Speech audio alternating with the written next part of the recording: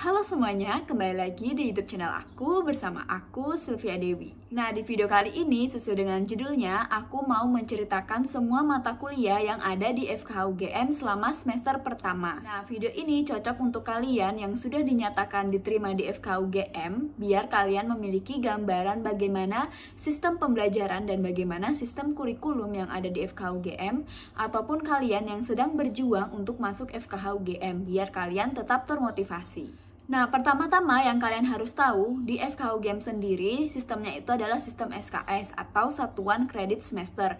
Jadi, bukan sistem blok ya.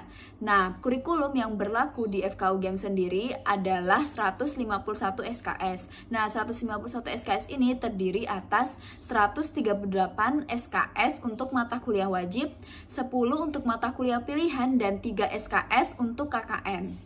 Nah, jadi kalau kalian ingin lulus dari FKH UGM, kalian harus memenuhi syarat tersebut. Nah, untuk semester 1 sendiri, distribusinya itu terdiri atas 17 SKS dengan 8 mata kuliah, dan 4 diantara itu terintegrasi dengan Small Group Discussion atau SGD. Nah, yang perlu kalian tahu lagi di FKH UGM itu ada yang namanya SGD atau Small Group Discussion. Nah, Small Group Discussion ini adalah suatu pembelajaran yang dimana kita itu terdiri atas beberapa kelompok. Nah, satu kelompok ini terdiri atas belasan orang.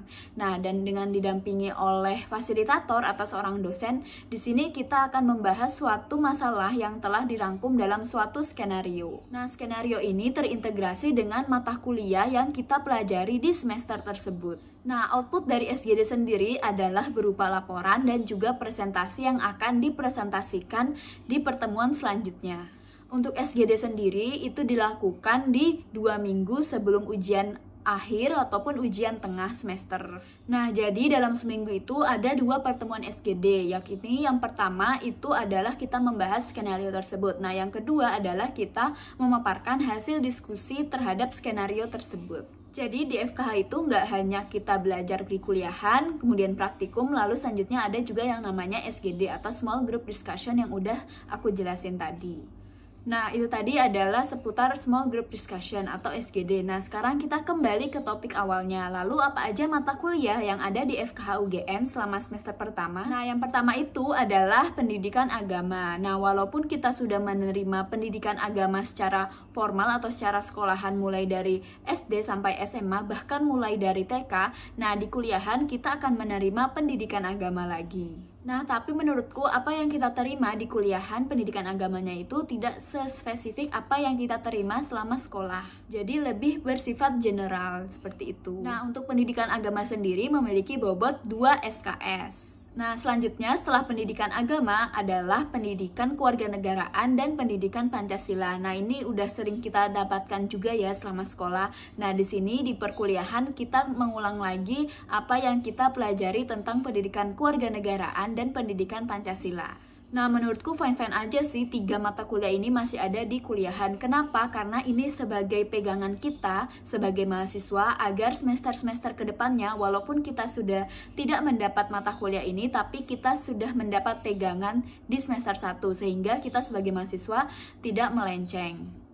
Nah, pas aku dulu itu pengajar atau dosen dari pendidikan kewarganegaraan dan juga pendidikan Pancasila itu berasal dari luar fakultas atau berasal dari Fakultas Filsafat. Nah, jadi kita seangkatan itu belajarnya di Fakultas Filsafat. Nah, kedua mata kuliah ini, pendidikan Pancasila dan pendidikan kewarganegaraan, ini semuanya berbobot 2 SKS. Nah, walaupun ketiga mata kuliah tadi kalian mungkin anggap enteng ya, tapi kalian tetap harus perhatiin karena bobotnya 2 SKS dan ilmunya juga nggak kalah penting dibandingkan mata kuliah lain.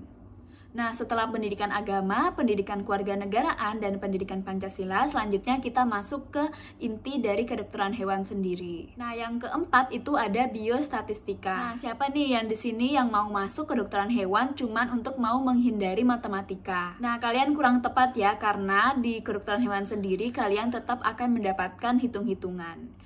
Salah satu contohnya adalah mata kuliah biostatistika ini. Nah, gambaran kasarnya biostatistika ini mempelajari tentang statistik 5 serangkai, kemudian konsep peluang, lalu kemudian banyak grafik-grafik gitu. Nah, menurutku dibandingkan dengan yang SMA, biostatistika ini lebih di atas dibandingkan apa yang kita pelajari di SMA. Jadi satu level di atas dibandingkan apa yang kita pelajari di SMA.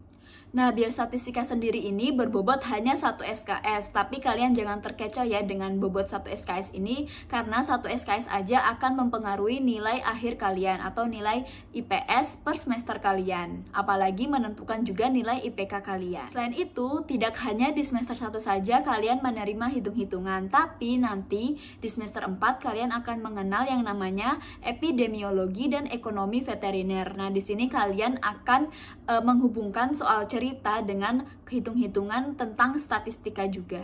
Nah, tapi menurutku epidemiologi dan ekonomi veteriner ini lebih sulit lah dibandingkan biostatistika.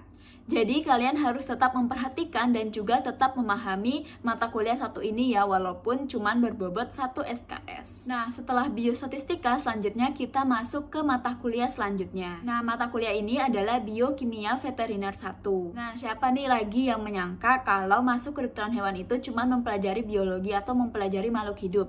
Salah ya, jadi di sini kita malah menghubungkan antara biologi dan juga kimia. Jadi di kedokteran hewan kita akan tetap ketemu yang namanya kimia-kimiaan. Tapi menurutku ini versi high level lagi dibandingkan dengan apa yang kita terima di SMA. Nah, untuk SKS dari biokimia veteriner 1 ini adalah berjumlah 2 SKS.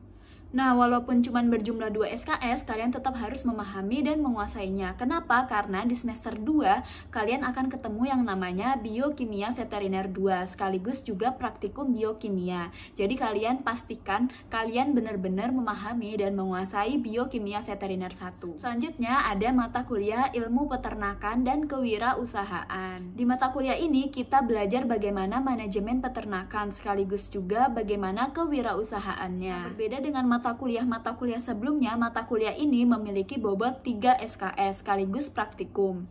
Nah, kalau kalian sudah lihat videoku yang ini tentang bagaimana praktikum di luar kampus, nah praktikum yang aku maksud itu adalah praktikum dari ilmu peternakan dan kewirausahaan. Nah, praktikumnya sendiri adalah kita mengunjungi suatu peternakan, lalu kita mempelajari bagaimana manajemen, lalu kemudian mungkin teknik-teknik dasarnya seperti handling dan restraint pada hewan, lalu kemudian kita belajar bagaimana kewirausahaannya. Menurutku ini adalah salah satu praktikum yang paling menyenangkan karena kita bisa keluar kampus sekaligus jalan-jalan. Nah, setelah kita dari mata kuliah ilmu peternakan umum dan kewirausahaan, selanjutnya kita beralih ke mata kuliah kesejahteraan hewan dan etika veteriner atau sering disingkat sebagai kesrawan. Nah, di mata kuliah ini kita mendalami tentang bagaimana kesejahteraan hewan dan juga bagaimana penerapannya. Selanjutnya kita juga mempelajari tentang bagaimana etika veteriner setelah kelak kita menjadi dokter hewan. Nah, untuk mata kuliah yang satu ini memiliki bobot 2 SKS, jadi sama seperti pendidikan agama, lalu kemudian pendidikan Pancasila, pendidikan kewarganegaraan. Oh iya, untuk mata kuliah ini karena memiliki bobot hanya 2 SKS, jadi mata kuliah ini nggak ada praktikum ya. Selanjutnya kita ke mata kuliah yang terakhir. Nah, mata kuliah ini adalah mata kuliah yang KH banget. Nah, mata kuliah ini namanya adalah osteologi, artologi, miologi, dan spangnologi. Nah, mata kuliah ini dibawahi oleh Departemen Anatomi atau tepatnya makroanatomi. Nah, di mata kuliah ini kita belajar tentang tulang atau osteologi, lalu kemudian kita belajar tentang sendi atau artrologi, kemudian kita belajar tentang otot atau miologi, dan yang terakhir kita belajar tentang organ viscera atau organ dalam atau spangnologi. Nah, lalu kita belajar dari hewan apa aja? Nah, di sini kita belajar biasanya dari hewan seperti ruminansia, itu seperti sapi ataupun kambing. Lalu kemudian ke non-ruminansia itu lebih ke kuda dan babi. Selanjutnya biasanya juga ke burung atau aves. Nah, bobot mata kuliah ini ada 3 SKS. Karena 3 SKS berarti tentu ada praktikum. Nah, praktikumnya ini adalah praktikum yang dilakukan atau diselenggarakan di laboratorium. Nah, mata kuliah ini adalah termasuk mata kuliah dasar, jadi kedepannya akan kepakai terus. Jadi pastikan kelak kalau kalian masuk di FK UGM, kalian harus benar-benar memahami mata kuliah yang satu ini. Nah, itu tadi 8 mata kuliah yang ada di FK UGM selama semester pertama. Saran aku, kalau kalian sudah masuk di FK UGM, kalian harus benar-benar serius walaupun itu dari semester 1. Kenapa? Karena di semester 1 pun ada beberapa mata kuliah yang akan terus terus kepake ke depannya, bahkan nanti sampai kalian masuk ke dunia kerja. Oke, sekian video dari aku kali ini. Besar harapanku semoga video ini membantu kalian, baik kalian yang sudah dinyatakan diterima di FKUGM biar kalian mempunyai gambaran, ataupun kalian yang sedang berjuang untuk masuk FKUGM biar kalian tetap termotivasi. Sampai jumpa di video berikutnya.